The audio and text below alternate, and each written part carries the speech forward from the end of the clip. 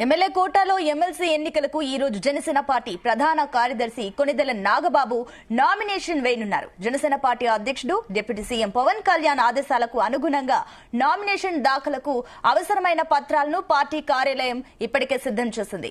కొనిదెల నాగబాబు అభ్యర్థిత్వాన్ని ప్రతిపాదిస్తూ జనసేన పార్టీకి చెందిన 10 మంది ఎమ్మెల్యేలు సంతకాలు చేశారు.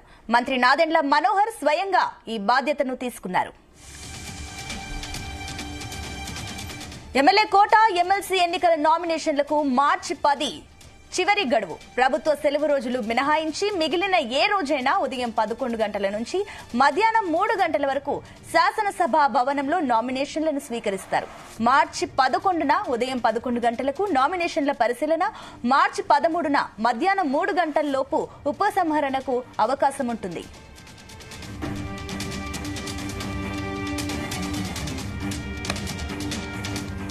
రైట్, ఇదే అంశానికి సంబంధించి మరిన్ని డీటెయిల్స్ మా కరెస్పాండెంట్ నాగేశ్వరరావు అందిస్తారు. నాగేశ్వరరావు,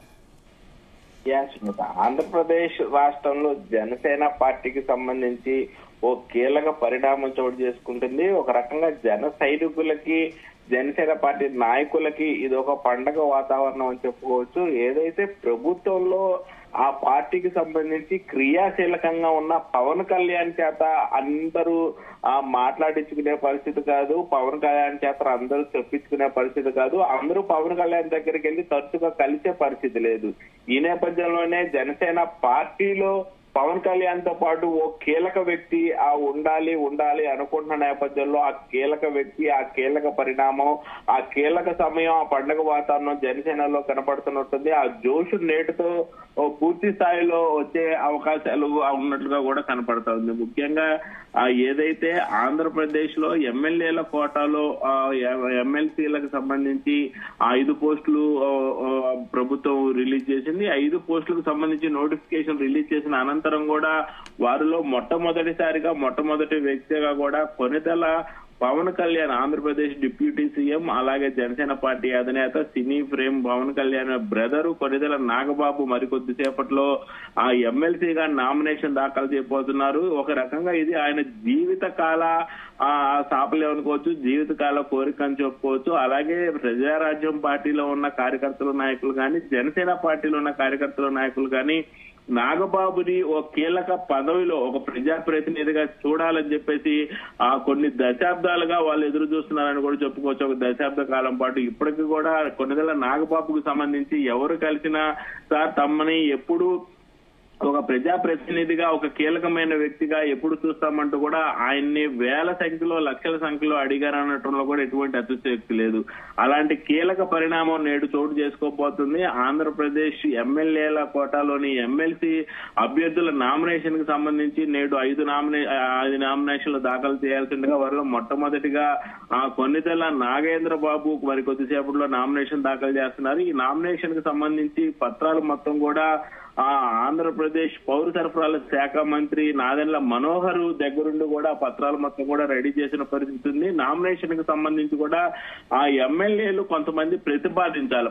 ఎవరైతే ఆ ఎమ్మెల్యే కోట కింద ఆ ఎమ్మెల్సీగా పోటీ చేసే వాళ్ళు ఉన్నారో వీళ్ళు నామినేషన్ దాఖలు చేస్తున్న సమయంలో వీళ్ళకి మద్దతుగా, వీరికి అనుకూలంగా ఎమ్మెల్యేలు కొంతమంది సంతకం చేయాలి. వీళ్ళని ఎమ్మెల్సీగా బలపరుస్తున్నట్టుగా జనసేన పార్టీకి సంబంధించిన 10 మంది ఎమ్మెల్యేలు ఆయనకి మద్దతు ఇస్తున్నట్టు కూడా, బలపరుస్తున్నట్టు కూడా నామినేషన్ పత్రాలలో సంతకాలు పెట్టారు. ఆ 10 మంది ఎమ్మెల్యేలతో పార్టీలో ఉన్న ముఖ్య నాయకులతో మరికొద్ది సేపట్లో ఆయన మంగళగిరి పార్టీ కార్యాలయం నుంచి అసెంబ్లీ వరకు కూడా వెళ్ళి ఆయన నామినేషన్ దాఖలు చేస్తున్న పరిస్థితి అయితే ఉంది, సచివాలయం దాకా వెళ్లి. ఈ నేపథ్యంలోనే అసెంబ్లీ వాతావరణం మొత్తం కూడా ప్రస్తుతం ఆంధ్రప్రదేశ్ అసెంబ్లీ సమావేశాలు జరగటం, ఈ సమావేశాలు జరుగుతున్న నేపథ్యంలో పెద్దగా ఆడంబరం లేకుండా నిడారంబరంగా వెళ్లి నామినేషన్ దాఖలు చేయాలని కూడా నిర్ణయించుకున్నట్లు తెలుస్తా ఉంది. అయితే ఎవరైతే 10 మంది ఎమ్మెల్యేలు బలపరిచారో 10 మంది ఎమ్మెల్యేలు అలాగే ఆ పార్టీలోని కీలక వ్యక్తులు అందరూ కూడా నామినేషన్ దాఖలు చేయడానికి వెళ్లి నామినేషన్ దాఖలు చేస్తున్న పరిస్థితి అయితే ఉంది. ముఖ్యంగా ఒక బాబుకి ఇది ఎన్నేళ్ల నుంచి గాను వేచిన హృదయం అనుసంధానంగా ఉందనటంలో అయితే ఎటువంటి సందేహం లేదు. నాగేంద్ర బాబు క్రియాశీలక రాజకీయాలు అరంగేయడంతో జనసేన పార్టీలో కూడా ఓ నూతన ఉత్సాహం, ఓ నూతన జోష్ రాబోతున్నట్లో కూడా ఎటువంటి సందేహం లేదు. అలాగే ఆ క్రియాశీలక రాజకీయాలలో ఒక ప్రజాప్రతినిధిగా ఒక మంత్రి పదవితో ఆ మరికొద్ది రోజుల్లో ఆ నాగేంద్ర బాబుని చూడటంతో జన సైనికులకి ఒక పండగ వాతావరణం చెప్పుకోవచ్చు. ఈ నేపథ్యంలోనే ఏదైతే జనసేన పార్టీని ఒక బూత్ లెవెల్ నుంచి ఒక రాష్ట్ర స్థాయి ఆ నాయకుల దాకా బూత్ లెవెల్ నుంచి కూడా రాష్ట్ర స్థాయి దాకా పార్టీని బలోపేతపరచడం, పార్టీని ముందుకు తీసుకెళ్లడం, పార్టీని ఆ రాష్ట్ర రాజకీయాల్లో క్రియాశీలకమైన పార్టీగా ఆవిర్భవించడానికి కానీ క్రియాశీలక పార్టీగా మిగతా పార్టీలతో ముందుకెళ్ళటానికి కానీ ఒక పక్క టీడీపీ కానీ మరొక వైసీపీ పార్టీలు రెండు బలంగా ఉన్న నేపథ్యంలో పవన్ కళ్యాణ్ పూర్తిగా బూత్ లెవెల్ స్థాయి నుంచి రాష్ట్ర స్థాయి దాకా తీసుకెళ్లడానికి ఆయనకి ప్రధానంగా ఆ అభిమానుల సంఖ్య ఎక్కువ రావటం, ఆయన ఎక్కడికి పోయినా ఎవరితో కూడా పూర్తిగా ప్రశాంతంగా టైం కేటాయించి మాట్లాడలేకపోవటం, ఆయన ఎక్కడికైనా వస్తే పవన్ కళ్యాణ్ చూడటానికి ఆ పదుల సంఖ్య వందల సంఖ్య వేలు సంఖ్య లక్షలు దాటిపోయే పరిస్థితి ఉంది. ఈ నేపథ్యంలోనే పవన్ కళ్యాణ్ క్రియాశీలకంగా ప్రజలతో ఎక్కువసేపు కేటాయించి మాట్లాడటానికి కుదరని పక్షంలో ఆ బాధ్యతను మొత్తం కూడా మరికొద్ది సేపట్లో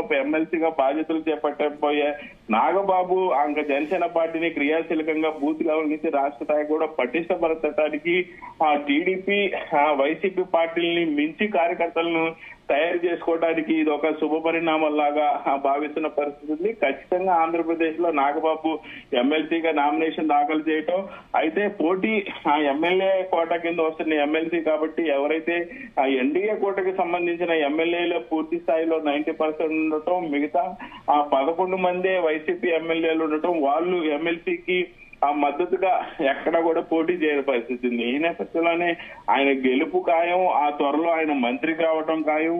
మంత్రి అయిన అనంతరం కూడా రాష్ట్ర రాజకీయాల్లో కొంత మేరకు పెను మార్పులు సంభవిస్తాయి అనటంలో కూడా ఎటువంటి సందేహం లేదు. ఇప్పటిదాకా ఏదైతే ఆ బూత్ లెవెల్ నుంచి జనసేన పార్టీకి పట్టు లేదనేది వాస్తవ పరిస్థితి.